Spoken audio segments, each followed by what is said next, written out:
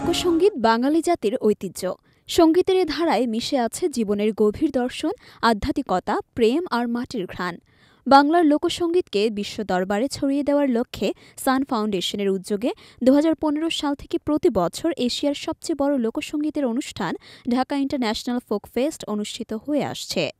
তবে ২০১৯ সালে উৎসবের পঞ্চম আসরের পর এটি আর অনুষ্ঠিত হয়নি।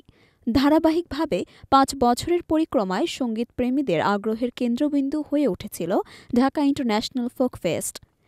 সেটি বন্ধ হওয়ায় হতাশ হয়েছেন সঙ্গীতপ্রেমীরা, বিশেষ করে যখন গেল অক্টোবরে আয়োজক প্রতিষ্ঠান সান ফাউন্ডেশনের পক্ষ থেকে ষষ্ঠ আসর আয়োজনের ঘোষণা দেওয়া হয়।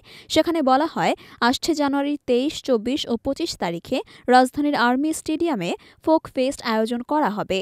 সে থেকে এবারের আয়োজন নিয়ে একটু বেশি আশা করেছিলেন ভক্তরা, কিন্তু আয়োজকদের দেওয়া দুঃসংবাদে এবার ভক্তরা হতাশ।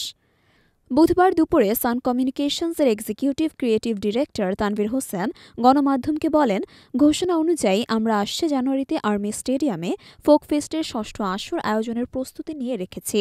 দেশ বিদেশের শিল্পী সঙ্গীতদেরও শিডিউল নেওয়া হয়ে গেছে, কিন্তু এই পর্যায়ে এসে আমরা ভেন্যু জটিলতার কারণে আপাতত ফোক ফেস্টের আয়োজনটি স্থগিত করছি।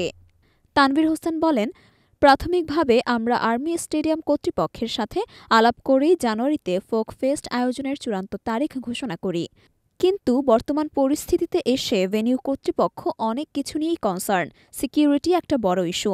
আতিফের কনসার্ট নিয়েও ভেন্যু কর্তৃপক্ষের অভিজ্ঞতা ভালো না, তার উপর ট্রাফিক নিয়েও তারা কনসার্ন।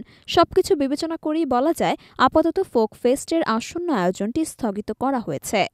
বিকল্প ভেন্যু নিয়ে কোনো চিন্তা আছে কিনা সে প্রসঙ্গে সান কমিউনিকেশনসের কর্মকর্তা বলেন, বিকল্প ভেন্যু ভাবছি না, আপাতত স্থগিতই করছি।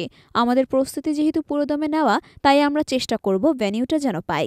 পরিস্থিতি সুবিধাজনক হলে আমরা অনুষ্ঠানটা এখানেই করতে চাই।